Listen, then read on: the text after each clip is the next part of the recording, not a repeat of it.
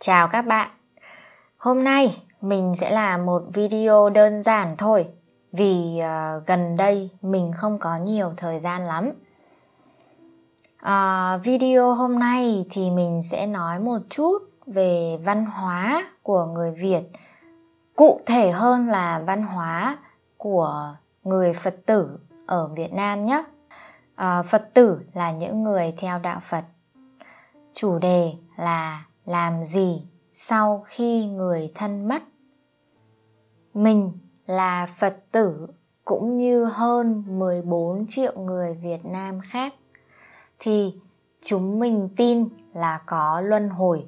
Luân hồi nghĩa là mình sống, rồi mình chết, rồi mình lại sống một cuộc sống khác, rồi mình lại chết, rồi lại có một cuộc sống khác. Thì chúng ta gọi là luân hồi. Vì thế, mình tin là chết không phải là hết, mà trong khoảng thời gian 49 ngày sau khi một người chết, thì khoảng thời gian này rất quan trọng để người thân trong gia đình làm các việc thiện. Việc thiện nghĩa là việc tốt. Phải làm các việc thiện, việc tốt để cầu nguyện cho người đã chết có một cuộc sống tốt đẹp hơn ở đời sau. Những việc thiện mà người thân trong gia đình thường làm sau khi một người mất hoặc một người chết, đó là ăn chay. Tiếp theo là đọc kinh và niệm Phật. Thứ ba là làm các việc tốt khác như là phóng sinh.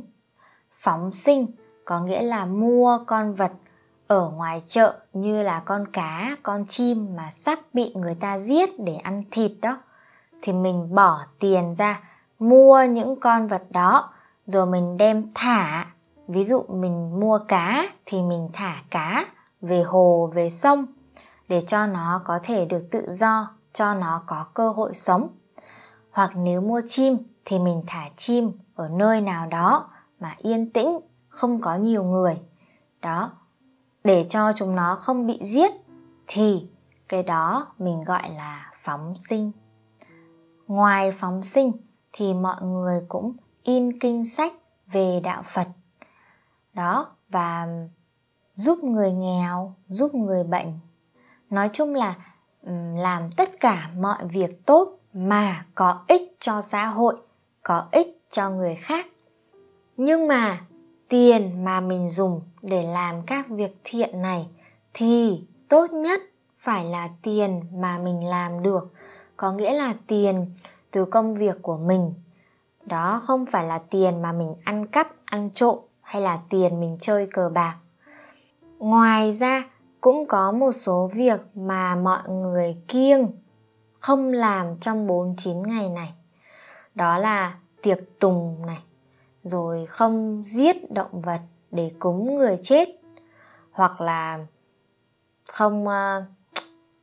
không khóc nhiều. Mọi người nghĩ rằng nếu như mình khóc thương người đã mất quá nhiều thì có lẽ người đã mất sẽ không yên tâm mà đi đầu thai, mà vì họ thấy mình nhớ họ quá, thấy mình thương họ quá, thì họ không muốn rời xa mình, mà muốn giống như là cứ ở đây làm ma, xong rồi để ở bên cạnh mình.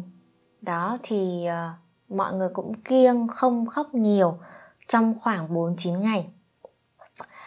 Còn một số chuyện nữa như là không cãi nhau, hoặc là kể cả như chuyện quan hệ vợ chồng thì mọi người cũng kiêng trong khoảng 49 ngày này.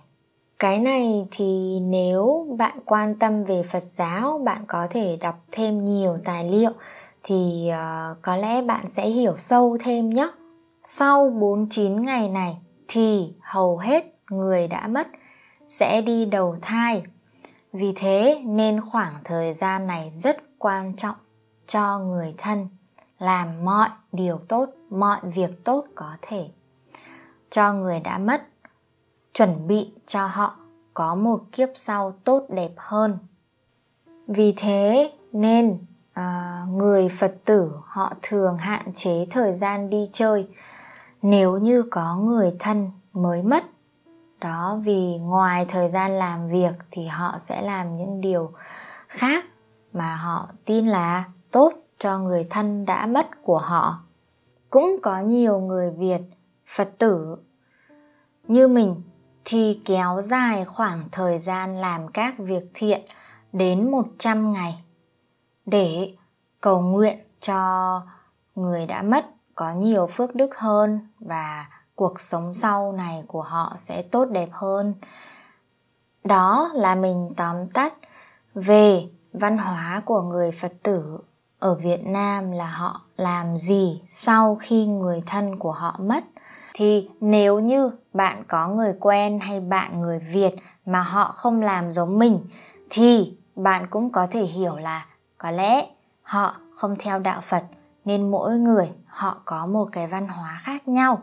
Mỗi cái tôn giáo hay tín ngưỡng nó cũng có văn hóa khác nhau. Thật ra tính đến bây giờ, trong năm 2023 này thì mình đã mất 4 thành viên rất thân thương trong gia đình của mình. Đặc biệt là tháng 10 và tháng 11 vừa rồi, mình đã mất 3 thành viên trong gia đình. Vì thế, đó cũng là lý do bạn có thể thấy mình giống như là biến mất, đúng không? Vì ngoài thời gian làm việc, dạy học, nếu có thời gian rảnh thì mình sẽ đọc kinh niệm Phật, làm các việc tốt cho người thân đã mất của mình. Mong mọi người hiểu cho mình nhé. Cũng một phần vì những mất mát lớn nên mình cũng không có nhiều cảm hứng để làm video. Thật ra mình đang sửa một cái video vài tháng trước đây, nhưng mình chưa up. Đó là cái video về thăm bà mình. Nhưng mà mình chưa sửa xong thì bà mình mất rồi. Nên từ đó mình cũng bỏ dở việc làm video, không có nhiều cảm hứng lắm. Mình hy vọng là sau tháng 12 này thì mình sẽ quay lại làm video thường xuyên hơn, ít nhất là 1 lần 1 tháng. Cuối cùng, mình muốn cảm ơn tất cả mọi người đã và đang ủng hộ mình ở Patreon. Vì dù 3 tháng vừa qua mình không có một cái video mới nào, nhưng mọi người vẫn rất kiên nhẫn và hào phóng ủng hộ mình, giúp đỡ mình trong khoảng thời gian này. Mình thật sự biết ơn mọi người rất nhiều. Cảm ơn mọi người đã xem video này và tạm biệt.